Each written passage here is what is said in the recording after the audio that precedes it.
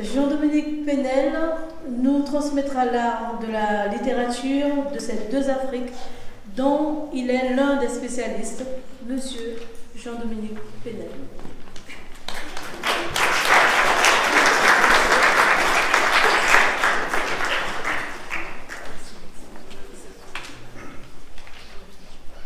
Bonjour. Je voudrais dire en quelques mots quelques aspects de la vie de René Maran.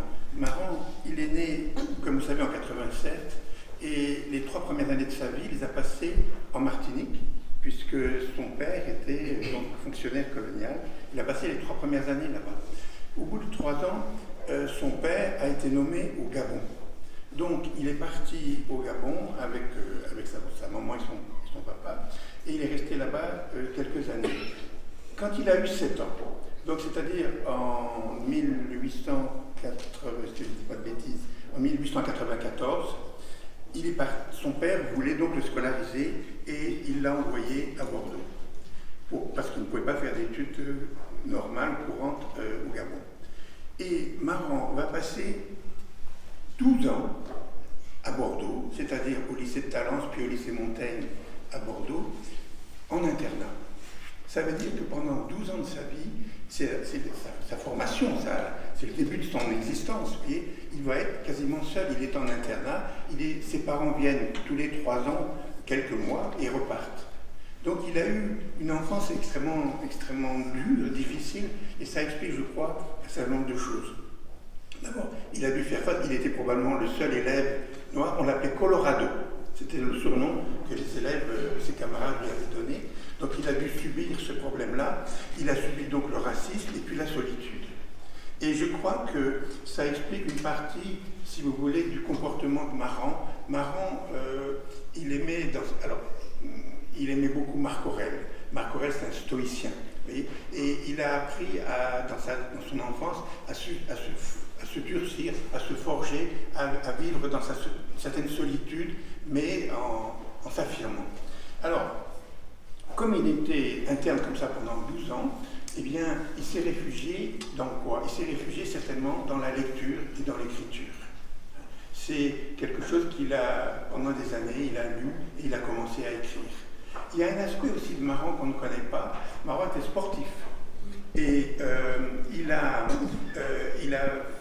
même écrit un petit texte sur l'escrime, parce que lui-même était escrimeur, et il a fait participer à l'équipe de rugby de Bordeaux, et il a même été, je crois, à un moment, et c'était lui qui a dirigé pendant une saison l'équipe de rugby. Et d'ailleurs, quand il a eu le prix Goncourt, il y a des gens qui l'ont critiqué, mais ceux qui étaient tout à fait ravis, c'était les sportifs. Parce qu'ils ont dit, vous voyez, on peut être sportif et en même temps écrivain. Donc, pensez bien qu'il a passé 12 ans, vous voyez, dans cette demi-solitude, et je pense que ça explique beaucoup de son comportement. Donc il a passé 15 années à Bordeaux, 12 années à l'école, et puis 3 années de plus avant de partir. Il part en Oubangui-Chari en 1909. Tout à l'heure, Madame la sénatrice a parlé de Félix Éboué. Ils sont arrivés quasiment en même temps. Sauf que Éboué a passé 22 ans en Oubangui-Chari et Maran, il va passer 13 ans, c'est-à-dire 10 ans, 11 ans en Oubangui-Chari et le reste au Tchad. Puisque quand il a le prix Goncourt, il est à Koumra. Alors, ces 13 ans de colonie, qu'est-ce qui se passe? Il découvre l'Afrique finalement. Et ce qu'il comprend, c'est qu'il faut d'abord apprendre les langues. René Maran connaissait la langue Banda, connaissait probablement aussi du Sango, qui sont des choses très proches.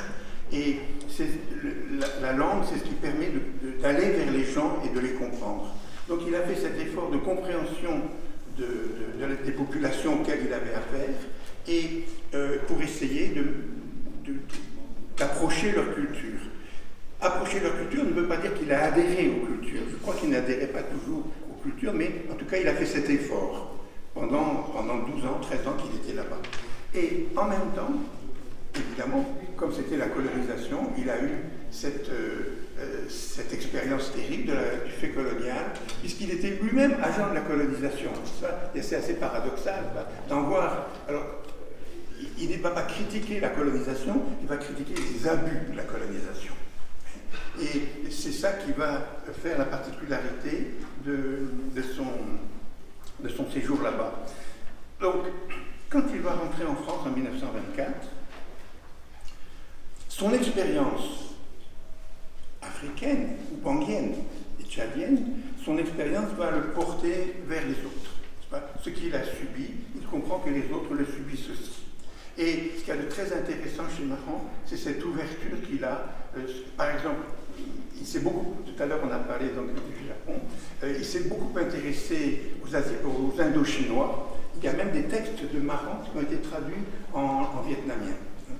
Et il s'est intéressé beaucoup aux problèmes des Chinois, des Indo-Chinois, parce qu'il savait que, bien que ce soit un continent différent de celui dans lequel il avait vécu, il savait que c'était les mêmes problèmes.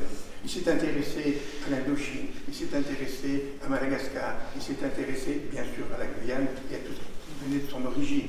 Mais il a eu une grande ouverture d'esprit sur le problème des injustices. C'est très caractéristique de Maran. Et tout à l'heure, quand on a parlé du Japon, je crois me souvenir, mais je ne suis pas tout à fait sûr, mais que Maran, après la guerre, il faisait des émissions radio et sur la littérature, et je me souviens qu'il s'est intéressé aux littératures asiatiques. Alors, donc il y a eu cette ouverture vers la souffrance des autres, c'est très caractéristique. Et puis, il a donc eu ce courage, oui, d'affronter les difficultés, les gens qui s'opposaient à son discours. Il y a quelque chose qui est frappant aussi chez Maran, c'est les amitiés qu'il a eues. Je crois que tout à l'heure, on a parlé de Gaïsto. Alors, c'est ça qui est très intéressant. Il a eu de vrais amis. Pas beaucoup, mais de vrais amis sur qui il a pu compter toute son existence. Avant Gaïsto, il y a par exemple André Lafont, il y a Léon Bocquet qui a publié ses premières œuvres, et ce sont des gens qui l'ont suivi toute sa carrière. Et puis il a eu aussi l'estime de grands personnages. Henri Régnier, c'est lui qui apporte à Albin Michel l'œuvre de Vatouala. Henri Régnier est à l'Académie française.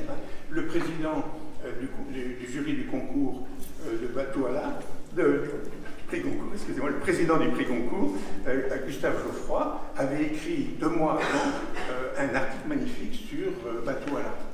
Donc il a eu des amis sincères et puis des amitiés d'estime. Et je crois que c'est ça qu'il a toujours maintenu aussi dans sa manière de se comporter.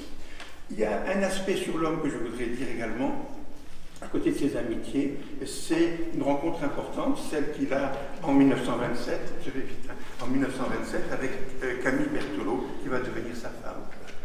Maran a été très perturbé pendant toute son existence sur les pressions de couleurs noir-blanc, blanc-noir, qu'est-ce qui se passe, et lui-même a subi des désillusions, mais heureusement il a rencontré cette femme, et cette femme a été certainement pour lui un élément très important de son équilibre personnel.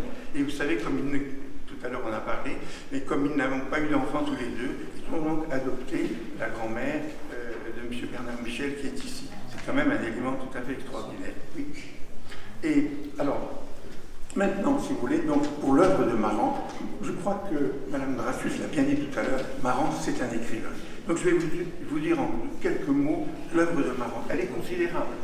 Pour Maran, ce qui concerne sa vie intime personnelle, vous avez donc des poèmes, la poésie, vous avez La Maison du Bonheur en 1909, La vie intérieure en 1912, Le visage calme en 1922, Les belles images en 1935 et Le livre du souvenir en 1960. Donc il a exprimé ce qu'il ressentait par la poésie. Il a exprimé aussi ce qu'il ressentait par des romans. Vous avez Le journal sans date en 1927, Le cœur serré en 1931, Défense d'aimer en 1935, Peine de cœur en 1944, Un homme pareil aux autres en 1947. Ce texte vient d'être réédité récemment. Donc ça, c'est ce qui est sa vie intime. Alors maintenant, vous avez ce qui concerne l'Afrique. Alors, dans le domaine africain, je distingue 2 choses. Vous avez le domaine oubanguien. Alors, ça commence avec Vatouala en 1921, et vous avez des romans et des contes sur le Lubangui-Chari. Donc vous avez Djouma, Chien de brousse, qui est la suite un peu de Vatouala. Vous avez Djogoni en 1928, Dopélé, le charognard, c'est un conte en 1930, Bokoro, un conte en 1931, Goumédog en 1932, Les gens des coutumes Nègre de Lubangui-Chari en 1933, Le livre de la brousse, tout un cycle oubanguien. Il y a une dizaine d'œuvres sur Lubangui-Chari, et puis vous avez un ensemble d'œuvres sur l'Afrique elle-même. Hein. Donc vous avez, alors je ne peux pas dire, mais il y a une dizaine de textes sur l'Afrique, et puis vous avez celui qu'on a parlé tout à l'heure, Le Petit Roi de Chimay. À côté de ça, et je vais terminer là-dessus, Maran, et on ne sait pas assez, il a écrit des centaines d'articles. Moi, j'ai essayé de faire un relevé des articles de René Maran. Entre 1925 et 1940, j'ai trouvé plus de 300 articles et je ne suis pas du tout arrivé au bout. Maran a également, alors c'est des articles de critique littéraire, mais des articles sur des sujets différents. Il a fait des conférences, il en a fait beaucoup. Moi, j'en ai compté une quarantaine. Il a fait des émissions à la radio.